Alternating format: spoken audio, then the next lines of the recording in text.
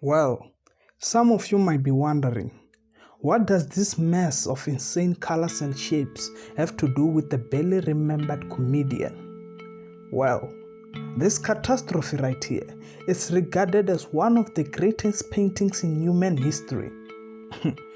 Also in animal history, I suppose. Anyway, Vincent van Gogh painted this looking through iron-barred windows of a mental hospital. The masterpiece was in no way symmetrically nor physically accurate, but an expression of what he saw and felt at that moment in time. Garry Shandling. Talent is purely becoming one with who you are and being honest at that moment. Those profound words summarizes 67 years of BAFTA, Golden Globe, Emmy, and a shitload of other awards and nominations.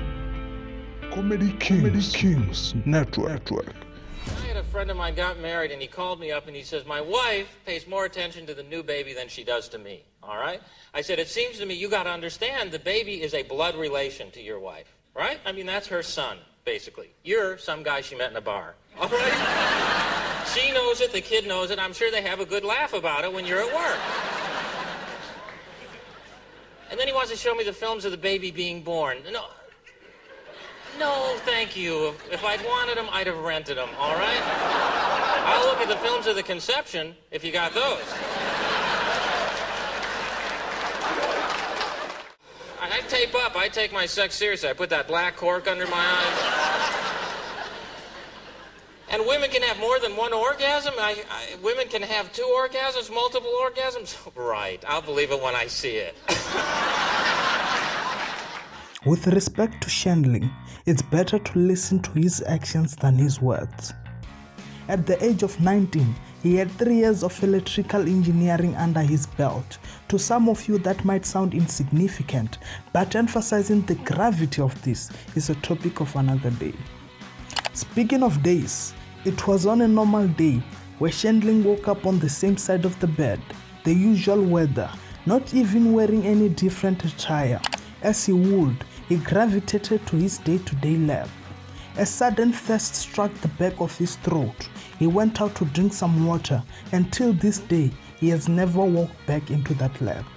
He had never contemplated about this and had no backup plan, but simply because he felt like he wasn't being himself at that moment in time. If you would ask him, he would tell you it was time, as he always does. Anyway, for all my fellow students out there, I think that's more than enough evidence. If you feel like you don't want to study, just stop. Speaking of studying, one of the most unfathomable incidents is Garry Shandling's writing career. At a time where he was confused and felt out of place, he wandered to some writing class, and without any tangible evidence, he was inspired to write for the Stanford & Son. This was equivalent to some barely average basketball player that nobody knows writing to the Lakers and requesting to be their point guard.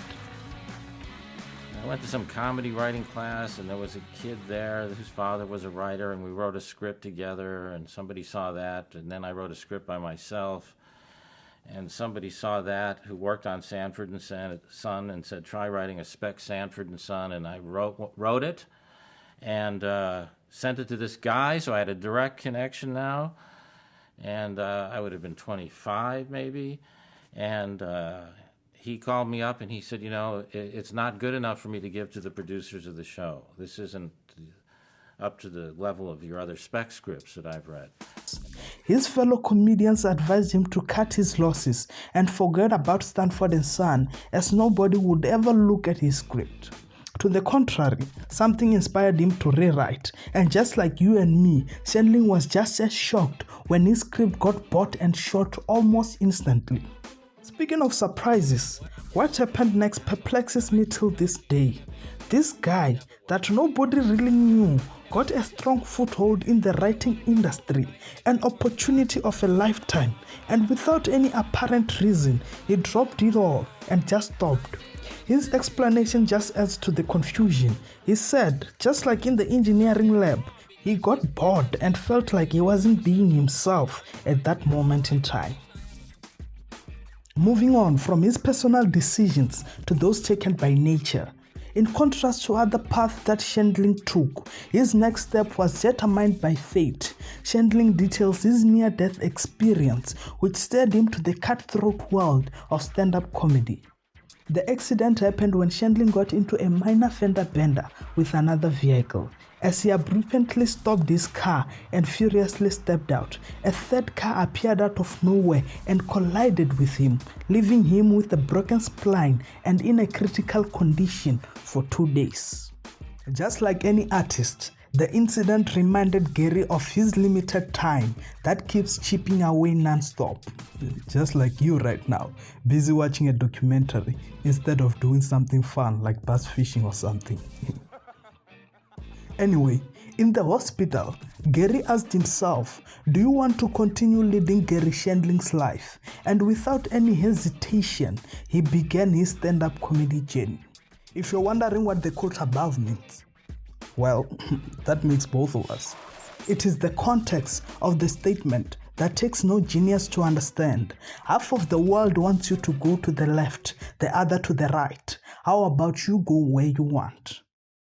And women think men don't want to make a commitment because they're afraid of losing their sexual freedom. I mean, women think men are led around by their penises, and we are not, all right? I mean, it points us in a direction, I'll give you that. But then, you know, we're adult enough to make a decision whether to follow it. You know, granted, I pulled my back out trying to reel it back in occasionally. Sometimes it's like fighting a marlin there, you know, it's like, strap me to a chair, my arms are tired, but... And sometimes you have to have a little talk with it, especially when you're in a relationship, because it's like a kid who wants a new bike. You got to go, hey, you already have a bike, all right? Where are you going to put this one? Which one are you going to ride? God, nice hair to you. I don't talk about my hair anymore because I've matured and realize now that looks aren't important. It's what kind of hair you have inside.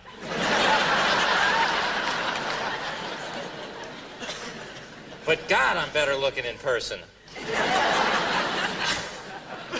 I wasn't looking for a response. The self-help tape just says I should say it as often as I can.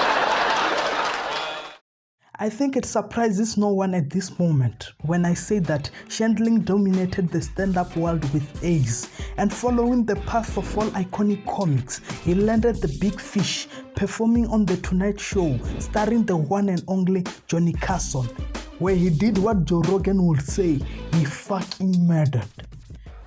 During this point, Shandling could have followed the head, but he chose his classic ways and pioneered a groundbreaking show never seen before in the history of American television, The Larry Sanders Show, and yeah, the name resemblance isn't a coincidence.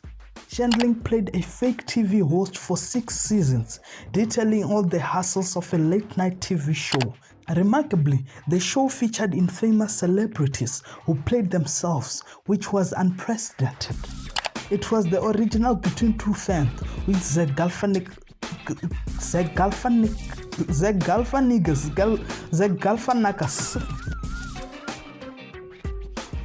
Anyway, the show revolutionized the TV industry and influenced all present-day TV hosts to adopt the approach of not being so uptight. Speaking of TV shows, Shandling was thought to be the successor of David Letterman on The Late Night Show. The producers offered him $5 million. His girlfriend at the time silently and seductively repeated the words that most sane people would follow in this predicament. Take the money, take the money. Au contraire, Shandling is not particularly sane, and her words fell on deaf ears. Which brings us to the question, if Shandling doesn't give a damn about money, then why did he sue his manager/friend for a whopping $100 million? Well, why?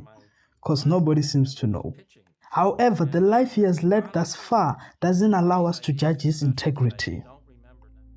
Speaking of life, on the 24th of March 2016, Shandling passed. He had no children, no wife, neither any close family member. He left a whopping $668 million worth of liquid estate, which was handed down to his lawyer and best friend.